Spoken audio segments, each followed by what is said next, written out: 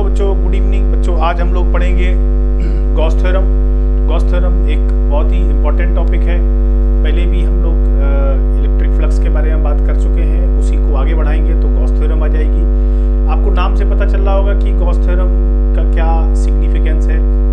Gauss theorem electric field calculate करने का एक बहुत ईजी मेथड है। अभी तक जो मेथड हम अडॉप्ट कर रहे थे वो डिस्क्रीट चार्ज सिस्टम के लिए वैलिड है। अगर हम उसको कंटिन्यूअस चार्ज सिस्टम में अप्लाई करेंगे, बात समझ रहे ना, तो ये बहुत मुश्किल हो जाने वाला है। इसलिए गॉस थ्योरम एक बहुत इजी तरीका है किसी भी कंटिन्यूअस चार्ज या डिस्क्रीट चार्ज सिस्टम का इलेक्ट्रिक फील्ड कैलकुलेट करने का। तो आइए देखते हैं कि गॉस थ्योरम है क्या। पहले मैं थोड़ा सा आपको ये बता दूं कि गॉस थ्योरम वर्ड कहाँ से आया, कौन इसके पीछे है। इसके पीछे एक साइंटिस्ट है जो जर्मन साइंटिस्ट है, जर्मन मैथमेटिशियन है बेसिकली, वो कार्ल फ्रेडरिच गॉस, जिनका नाम है। करीब 1837 के आसपास इनका वर्ड क्या कहते हैं कि जन्म हुआ था। और उसी समय ये क्या कहते हैं कि इनको मैथमेटिक्स से बहुत स्नेह था। मेरे ख्याल से शायद क्लास 5-6 में थे, तब से ये मैथमेटिक्स की बड़ी अच्छी थ्योरम्स को सॉल्व करते आ रहे हैं, उनको समझते आ रहे हैं।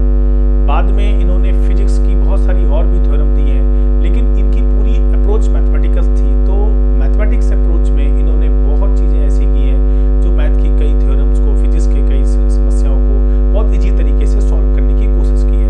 तो बच्चों, गॉस थ्योरम आप समझ गए हैं कि क्या है। एक इलेक्ट्रिक फील्ड कैलकुलेट करने का एक डिफरेंट तरीका है।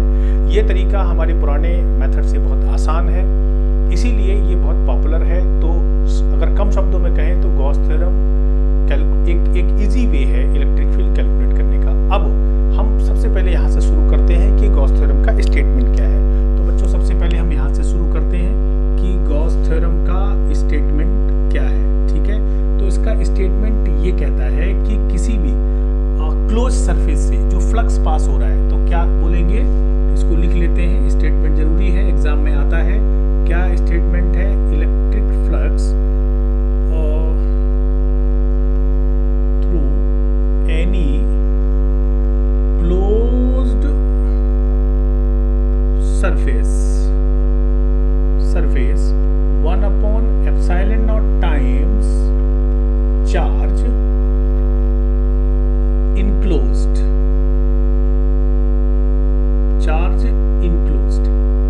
ये इसका स्टेटमेंट है गॉस थ्योरम का। इसको अगर मैथमेटिकल तरीके से लिखें तो कहते हैं कि flux phi E is q in by ε0। ये इसका मतलब हो गया। क्या? देखिए, electric flux through any close surface is 1/ε0 times charge enclosed अंदर सरफेस, क्लोज सरफेस के अंदर। और हम ये भी जानते हैं कि पहले से बच्चों फ्लक्स को हम ये भी लिख सकते हैं close surface integration E.ds this is q in by ε0। ये भी हम जानते हैं फार्मूला। तो ये फार्मूला फ्लक्स में मैंने पढ़ा है कि इलेक्ट्रिक फील्ड वेक्टर और एरिया वेक्टर का डॉट प्रोडक्ट है, तो उससे फ्लक्स आ जाता है। ये जो इंटीग्रेशन बना है, इस पर जो सर्कल लगा हुआ है, ये क्लोज सरफेस को रिप्रेजेंट करता है कि सरफेस क्लोज होना चाहिए।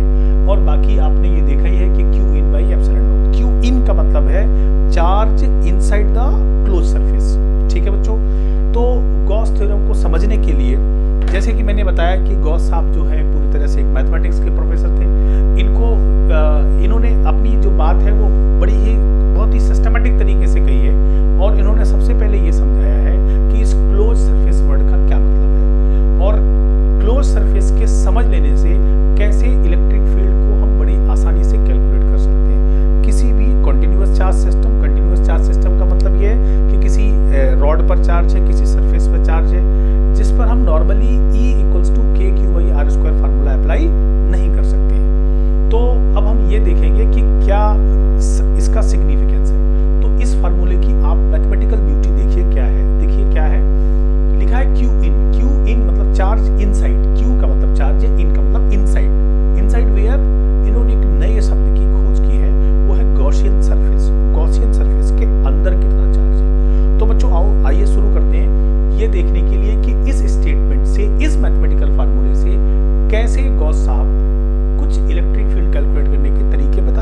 आपको छोटी छोटी बातें बताता हूँ, इसके बाद रिलेट करता हूँ इस बात से कि क्या इसका सिग्निफिकेंस है। जैसे उन्होंने कहा कि अगर कोई आपसे ये कहे, एक सिंपल सा सवाल पूछ दे, हम मैथमेटिक्स की तरह चल रहे हैं, क्या सवाल पूछ दे कि आपसे ये कोई कहे राइट क्या गॉस थ्योरम, गॉस लॉ या गॉस थ्योरम लिखो, किसके लिए, फॉर फॉलोइंग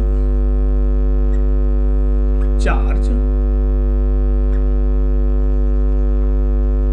डिस्ट्रीब्यूशन, इसके लिए लिखो। अब वो चार्ज डिस्ट्रीब्यूशन उन्होंने दे रखा है, क्या दे रखा है देखिए, वो चार्ज डिस्ट्रीब्यूशन ये है, suppose this is Q1 charge बच्चों and this is Q2 charge, और ये भी प्लस है, चलिए ये माइनस ले लीजिए, और एक चार्ज हम और ले लेते हैं, दैट इज व्हाट Q3। ये 3 चार्ज है, 1 2 3 चार्जेस हैं। अब इन तीनों चार्ज की वजह से इलेक्ट्रिक फील्ड निकालना है, तो उन्होंने कहा कि हम एक गॉसियन सरफेस लेंगे। अब गॉसियन सरफेस आप नहीं जानते हैं, पर इतना समझ में आ रहा है कि एक क्लोज्ड सरफेस है, तो एक क्लोज सरफेस लेते हैं। मैं आपको गॉसियन सरफेस एक्सप्लेन करूंगा, फर्स्ट हम मैथमेटिकली समझते हैं वो कहना क्या चाहते हैं। ये एक क्वेश्चन है जो बहुत ही फेमस 1 मार्कर क्वेश्चन है, ऐसे क्वेश्चंस आते हैं। सपोज दैट उन्होंने एक कोई गॉसियन सरफेस ड्रॉ किया जिसमें ये 2 चार्ज उसके अंदर है, ये वाला चार्ज भी प्लस है, ये गॉसियन सरफेस। समझिए, मैथमेटिकली समझिए, आप बिल्कुल दिमाग पर लगाइए। आपसे कोई कहे कि इस डायग्राम को देख के ये गॉसियन सरफेस है, इसको कह दिया है, ये कौन सी सरफेस है, गॉसियन सरफेस है, ठीक है, गॉसियन सरफेस है। अब इस सरफेस को देख के आप गॉस लॉ लिखिए, तो गॉस लॉ, अब हमारे पास देखिए आंसर क्या होगा इसको, देखिए क्या लिखेंगे हम लोग लिखेंगे flux phi equals to Q इन, चार्ज इनसाइड, तो चार्ज इनसाइड, पहले चलिए ये भी लिख लेते हैं, E.ds भी लिख लेते हैं, हालांकि ये भी जरूरत नहीं है, लेकिन चार्ज इनसाइड इस सरफेस के अंदर क्या है, Q1 plus Q3 by epsilon naught, ये इसके अंदर चार्ज है। तो ये सिंपल सा आंसर है, Q1 चार्ज इनसाइड इस सरफेस के अंदर। अब आपके दिमाग में एक प्रश्न फिर से आ रहा होगा कि अगर मैं सर कुछ ऐसा चार्ज कर दूं, ये वाली गॉसियन सरफेस ले लूं, ये गॉसियन सरफेस ले लूं ब्लू, तो इसका आंसर क्या होगा, इसका आंसर क्या होगा देखिए, अगर मैं इसका आंसर लिखूं तो आपको क्लियर दिख रहा है, फ्लक्स इक्वल्स टू क्या दिख रहा है, देखिए Q in Q1 minus Q2 by epsilon naught, ये इसके लिए आंसर हो गया, ये इसका आंसर हो गया। तो मैथमेटिकली हम इसे ये समझ रहे हैं कि कितना चार्ज किसी सरफेस के अंदर है, तो यहाँ पर जो Q इन लिखा है वो ये लिखा है कि कितना चार्ज किसी सरफेस के अंदर आता है, बस इतना लिखा है, ठीक है। लेकिन अब हम ये जानेंगे बच्चों कि ये साहब जो गॉसियन सरफेस की बात कर रहे हैं उसका सिग्निफिकेंस क्या है। तो स्टार्ट करते हैं उसके सिग्निफिकेंस से कि गॉसियन सरफेस का मतलब क्या है और कैसे ये थ्योरम हमारे लिए यूजफुल होगी। तो एक एक करके हम समझते हैं, कोई 4-5 बातें हैं जिनको हम एक एक करके समझेंगे। तो इतना आपने नोट कर लिया, आगे बढ़े, बोलो वेरी गुड, ठीक है बच्चों। तो आगे बढ़ते हैं, मैं अब इसके बाद अब आपको ये बताने वाला हूँ। देखिए पहले मैंने ये क्वेश्चन अभी लिखा रहने दिया है, मुझे जरूरत पड़ती है इसलिए। अब मैं आपको बताता हूँ कि ये जो स्टेटमेंट था जिसमें इनक्लोज सरफेस की बात की है, कॉन्टिन्यूअस चार्ज सिस्टम की बात की है, जिसमें चार्ज इनसाइड गॉसियन सरफेस की बात की है, तो ये गॉस थ्योरम में इन सब का क्या मतलब है देखिए। तो है क्या चीज, सबसे पहले हम ये समझेंगे प्रॉपर्टी 1 कि जो गॉसियन सरफेस बनाते हैं, ये जो सरफेस बनाते हैं, ये सरफेस है क्या चीज, क्या है एग्जैक्टली गॉसियन सरफेस है क्या बच्चों। गॉसियन एक एक समझ रहे हैं, पहली बात गॉसियन सरफेस एक इमेजिनरी सरफेस है, एक हाइपोथेटिकल सरफेस है जो कि आप अपने मन से ड्रॉ कर सकते हैं, किसी भी शेप का ड्रॉ कर सकते हैं, लेकिन वो इनक्लोज सरफेस होना चाहिए, वो ओपन सरफेस नहीं होना चाहिए। वो सरफेस किसी भी चार्ज को इनक्लोज्ड करती हो, उसके अंदर कोई चार्ज हो, आप ड्रॉ कर लेंगे बस। अब वो सरफेस कैसी कैसी आप ले सकते हैं, वो सरफेस गॉसियन सरफेस आप कैसी कैसी ले सकते हैं। देखिए गॉसियन सरफेस जो है बेटे आप कैसी ले सकते हैं, पहली बात अभी 1 प्रॉपर्टी के अंदर ही गॉसियन सरफेस आप सिलिंड्रिकल ले सकते हैं, आप सिलिंड्रिकल ले सकते हैं गॉसियन सरफेस।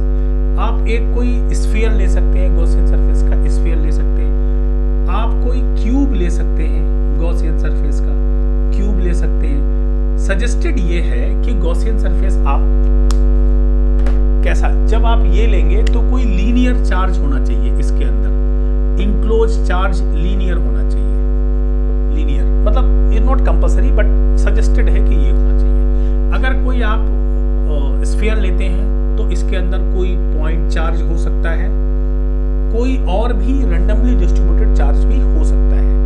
क्यूब के अंदर भी आप कोई और भी तरह के चार्ज डिस्ट्रीब्यूशन ले सकते हैं, पॉइंट चार्ज हो सकता है और भी कोई कंटिन्यूअस चार्ज डिस्ट्रीब्यूशन हो सकता है। आप एक गॉसियन सरफेस और भी है, बहुत फेमस है, जिसको हम पिल बॉक्स कहते हैं। पिल बॉक्स भी एक गॉसियन सरफेस है जो एक सिलेंडर टाइप का ऊपर से कवर्ड होता है, ऐसा सरफेस भी ले सकते हैं। या हम कोई और रैंडम सरफेस भी ले सकते हैं। रैंडम सरफेस से मेरा मतलब है कि कोई भी आपने रैंडम सरफेस ये ले लिया, ऐसे कोई भी सरफेस जिसका कोई फिक्स शेप नहीं है लेकिन इनक्लोज्ड सरफेस होना चाहिए। करेक्ट। कौन कौन से सरफेस आप नहीं ले सकते हैं? आप कोई स्क्वायर प्लेट नहीं ले सकते हैं क्योंकि ये ओपन है। आप कोई डिस्क नहीं ले सकते हैं क्योंकि ये ओपन है। आप कोई हेमीस्फीयर नहीं ले सकते हैं क्योंकि ये ओपन है, ये हेमीस्फीयर नहीं ले सकते। ऐसे सरफेसेस आप गॉसियन सरफेस में सेलेक्ट नहीं कर सकते हैं। अब सरफेस की चूंकि बहुत जरूरत है यहाँ पर, इसलिए इस पर चर्चा हुई। दूसरी बात, ये सरफेस हमेशा किसी भी चार्ज से पास कर सकती है लेकिन किसी डिस्क्रीट चार्ज से पास नहीं करेगी। डिस्क्रीट चार्ज का मतलब ये है कि जैसे मान लीजिए कि कोई एक चार्ज यहाँ पर रखा हुआ है, ये चार्ज, अब ये चार्ज क्यों यहाँ से रखा है? आप सोच रहे हैं कि सरफेस में यहाँ से ऐसे पास करा दूं, ऐसे, ये डिस्क्रीट चार्ज जैसे चार्ज है उसके अंदर, तो सरफेस एकदम एग्जैक्टली चार्ज के ऊपर से नहीं निकलनी चाहिए। डिस्क्रीट चार्ज, कंटिन्यूअस चार्ज के केस में तो उसके ऊपर से निकल सकती है, कंटिन्यूअस चार्ज के चार्ज कुछ बाहर है कुछ अंदर है, पर डिस्क्रीट चार्ज ऐसा नहीं होना चाहिए। क्यों? इसके लिए फ्लक्स इनवैलिड हो जाता है। ठीक है। अब ये फ्लक्स इनवैलिड होने का मतलब क्या? ई डॉट डी एस का कॉन्सेप्ट है। ई डॉट डी एस का कॉन्सेप्ट यहाँ पर वैलिड नहीं, इलेक्ट्रिक फील्ड इनफाइनाइट की तरफ बढ़ने लगता है, बहुत क्लोज हम आ जाते हैं चार्ज के, बहुत क्लोज, तो दैट इज नॉट वैलिड। तो इसको स्ट्रेस में मत लीजिए, ये बहुत आसान सी बात है, इंट्रोडक्टरी है। करेक्ट, आप समझ गए ना? तो कोई भी हम गॉसियन सरफेस इस तरह का ले सकते हैं। तो आपने क्या समझा? पहला पॉइंट ये समझा कि गॉसियन सरफेस जिसकी बात की है वो एक ऐसा surface, come down come down come down, आसान ये चीज बिल्कुल आसान समझिए कि गॉसियन सरफेस एक ऐसा सरफेस है जो क्लोज सरफेस है और उस क्लोज सरफेस के अंदर चार्ज होना चाहिए। वो चार्ज डिस्क्रीट हो सकता है और वो चार्ज कंटिन्यूअस चार्ज डिस्ट्रीब्यूशन भी हो सकता है। तो इस क्लोज सरफेस का मतलब ये है, जो ये इंटीग्रेशन पे सर्कल बनाया गया, ये इसका मतलब ये है क्लोज सरफेस। मैथमेटिकली ये कोई अलग इंटीग्रेशन नहीं है, ये वही चीज है। ठीक है, एकदम समझ गए गॉसियन सरफेस का चक्कर? आप छोटी छोटी बातें समझते जाइए तब आपके लिए क्लियर हो जाएगा बेटे। ठीक है, तो that was what Gaussian surface. अब हम आगे बढ़ेंगे। देखिए ये क्वेश्चन जो है साफ हो गया, कोई बात नहीं, दोबारा लिख लेंगे। मैं ये वाला आंसर भी साफ कर दे रहा हूँ क्योंकि अभी हमें इसकी भी जरूरत नहीं है, मैं इसके बारे में बात करूंगा। ठीक है, दूसरी प्रॉपर्टी अब हम गॉसियन सरफेस की डिस्कस करने वाले हैं। इसकी गॉस लॉ की दूसरी प्रॉपर्टी ये है कि गॉस लॉ, ये गॉसियन सरफेस का साइज कैसा भी हो, ठीक है, तो ये जो गॉस लॉ है that is true for any kind of Gaussian surface. Any kind of Gaussian surface, any kind of का मतलब ओपन नहीं, क्लोज्ड। तो इसका शेप और साइज कुछ भी हो सकता है, शेप और साइज कुछ भी हो सकता है, मतलब साइज बड़ा भी हो सकता है, छोटा भी हो सकता है, कोई डिफरेंट हो सकता है। आप जरूरी नहीं सिलेंडर लें, आप क्यूब ले लें, आप जरूरी नहीं कि क्यूब लें, आप कोई और साइज भी ले सकते हैं। मतलब यहाँ पर एक बात और निकल के आती है, जैसे मैंने ये लिखा कि गॉस लॉ में आप कैसा भी सरफेस लीजिए, इट इज, अब क्या निकल करता है कि इट इज इंडिपेंडेंट ऑफ, क्या कहा मैंने, फिर सुनिए, it is independent of shape and size. It is independent of shape and size. Size और शेप कैसा भी हो, इलेक्ट्रिक फील्ड ऐसा नहीं कि आपने साइज दूसरा ले लिया, इलेक्ट्रिक फील्ड कुछ और आ जाएगा, तब तो सारा मजा खराब हो गया। आपने साइज चेंज कर दिया, शेप चेंज कर दिया, गॉसियन सरफेस अपने मन से आप डिस्ट्रीब्यूट कर रहे थे, आपने सोचा कि मैं ऐसे लेता हूँ, किसी ने शेप ये ले लिया। देखिए मैं ऐसे बात करूँ, किसी ने शेप ये ले लिया, किसी ने छोटा सा ये ले लिया, या फिर किसी ने ये सरफेस ले लिया। अब इन सारे केसेस में आंसर बदलने वाला है क्या? नहीं। किसी ने बड़ा क्यूब ले लिया, किसी ने छोटा क्यूब ले लिया, किसी भी केस में आपका आंसर वही आएगा। इसका मतलब Gauss theorem, Gauss law is independent. यहाँ पर एक लाइन इसके नीचे आती है, उसका मतलब समझिए इसी को कहने का दूसरा तरीका है बेटे। क्या तरीका है? Gauss law is hold true for any kind of shape and size. It means it is independent of shape and size, मतलब इलेक्ट्रिक फील्ड नहीं बदलेगा। ठीक है, तो ये सारे 1 मार्कर क्वेश्चन है, ध्यान दीजिएगा। आप सोच रहे हैं सवाल कैसा आएगा? अरे सवाल आएगा कि Gaussian surface is dependent on the shape and size.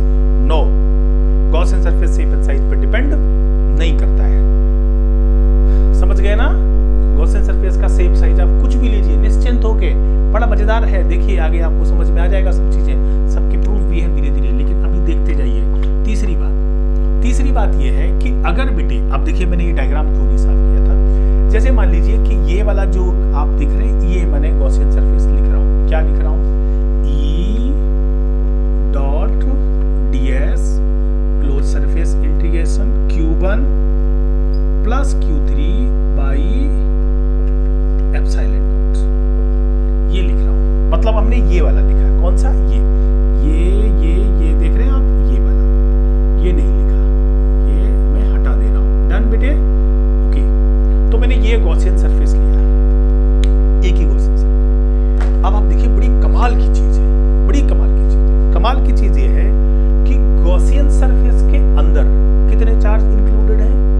There is 2 charge and total charge कितने हैं? 3, 1 2 3, टोटल कितने? 3। अब ध्यान से सुनिए, क्या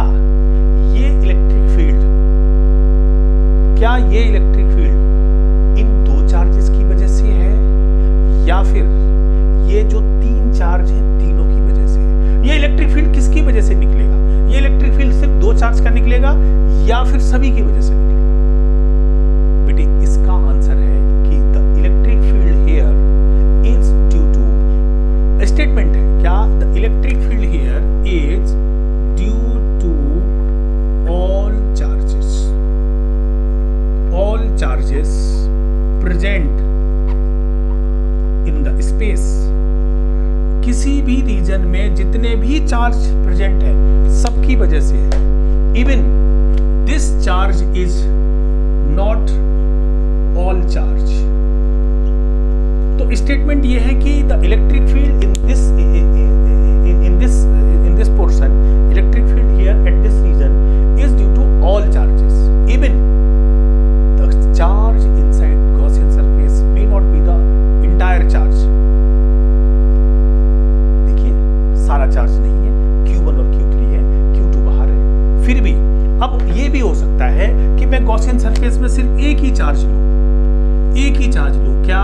E dot ds equals to Q1 by epsilon naught. तब भी ये इलेक्ट्रिक फील्ड तीनों चार्ज की वजह से होगा, क्योंकि रीजन में तीनों चार्ज प्रेजेंट है, एक की वजह से नहीं होगा। अब मेरे पास कोई सर्टेन मेथड नहीं है कि मैं आपको ये बात समझा दूं, याद करा दूं, पर इतना समझिए कि जिस रूम में मैं अभी यहाँ पढ़ा रहा हूँ बच्चों, इस रूम में आपको मैं पूरा रूम नहीं दिखा सकता हूँ, पर आप समझिए कि यहाँ 2 बल्ब लगे हुए हैं, एक ये एक बल्ब ये। कितने बल्ब लगे हैं बोलो?